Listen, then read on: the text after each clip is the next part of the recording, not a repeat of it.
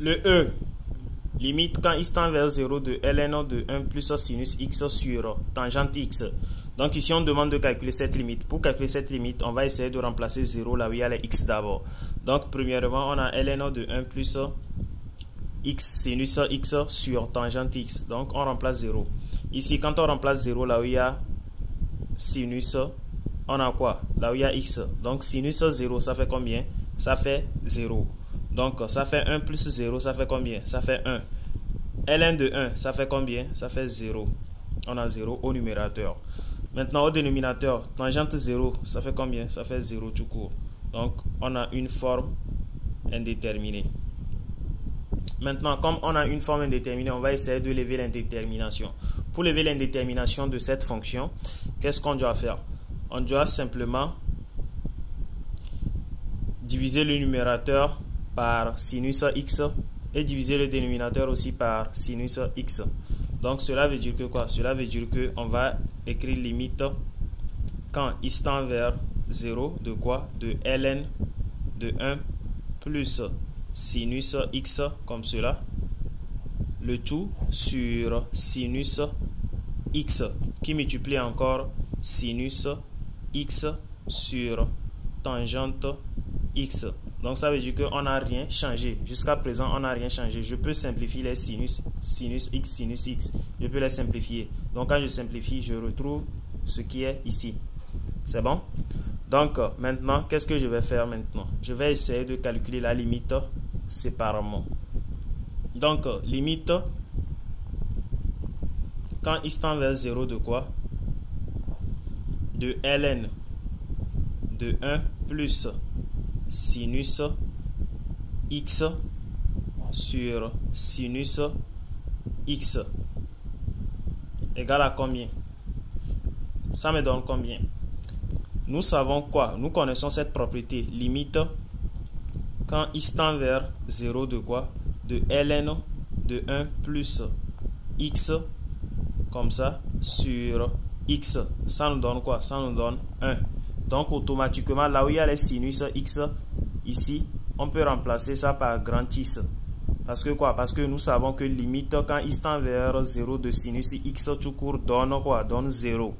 Donc on peut dire quoi? On peut dire que cette limite ln de 1 plus sinus x sur sinus x égale à quoi? Égale à 1. Cette limite égale à 1. Maintenant on va calculer cette limite là aussi. Donc pour calculer cette limite, donc on revient, on écrit limite quand x tend vers 0 de quoi? Comme c'est sinus, on peut diviser aussi par x. X, on fait la même chose. Donc ça fait sinus x divisé par x qui multiplie x divisé par tangente x, comme cela. Donc après avoir fait ça, on revient, on écrit limite quand x tend vers 0 de quoi? De sinus x sur x. Ça fait combien? Ça fait 1. Maintenant, de x sur tangente x. De x sur tangente x. Ça fait combien? Ici, de x sur tangente x. Donc, nous savons que tangente x, c'est quoi? C'est encore 1 sur tangente x sur x, comme cela. Donc, nous connaissons cette limite. Limite quand x tend vers 0 de tangente x sur x, ça donne combien? Ça nous donne, cette limite tout court, ça nous donne quoi? Ça nous donne 1. En bas ici, cette limite-là nous donne 1. Donc, on a 1 au numérateur. Donc, on peut dire que cette limite nous donne 1 sur 1 ça. Donc, je peux barrer ici. Cette limite nous donne 1 sur 1. Donc comme ça nous donne 1 sur 1, je peux revenir ici, réécrire limite quand x tend vers 0 de quoi? De sinus x sur x qui multiplie x sur tangente x égale à combien? Égale à 1.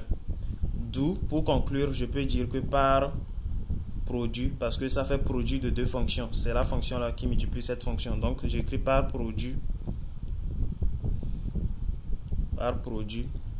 limite quand x tend vers 0 de quoi? De ln de 1 plus sinus x sur tangente x égale à combien? Égale à 1.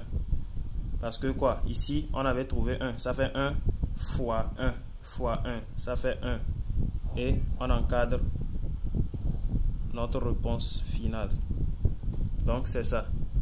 Abonnez-vous, likez ma vidéo, partagez avec vos amis aussi. Merci.